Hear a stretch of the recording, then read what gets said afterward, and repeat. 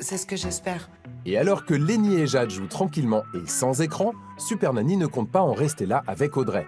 Elle a maintenant prévu l'intervention d'un formateur qui pourrait aider notre jeune maman à apaiser ses angoisses. En particulier, sa peur de la mort subite du nourrisson.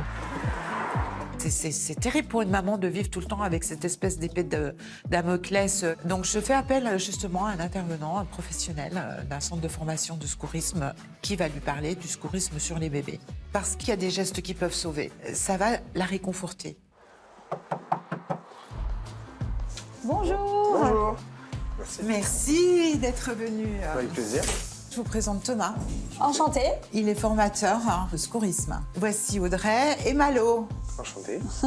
Et il y a plein d'organismes dans toute la France pour pouvoir justement bénéficier de cette formation. Ce qui ne veut pas dire que parce qu'on fait la formation, il va se passer quelque chose. Mais en tous les cas, on a les armes pour faire ce qu'il faut. Je suis nageur sauveteur, ça fait 1 an maintenant. Je suis formateur depuis quelques mois. D'accord. Et si ça te va, on se tutoie. Oui. Y a pas de souci. Bien Ok. sûr, pas de problème. Donc voilà, moi mes peurs, c'est essentiellement la mort subite du nourrisson. Mes 2 autres enfants, ça a été cette crainte, encore plus avec lui. Donc maintenant, j'aimerais passer ce cap des 1 an plus sereinement. D'accord. Déjà, premièrement, ce qui est hyper important, ça va être de savoir passer une alerte. Est-ce que tu connais les numéros d'urgence pour passer l'alerte? Bah, le 18, 18 classique. pour Bah, pour les pompiers Ouais. directement. Donc il n'y a pas de médecin chez les pompiers.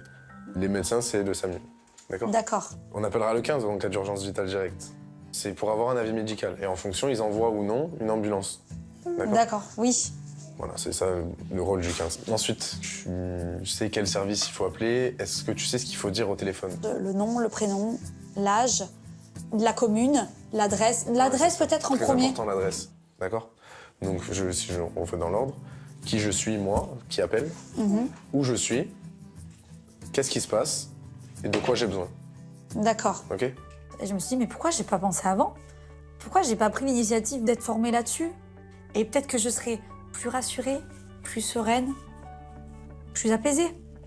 La suite, on va parler de la perte de connaissance.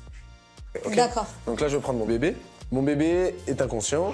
Je veux savoir maintenant s'il respire. Donc juste, on lui met la tête en position neutre.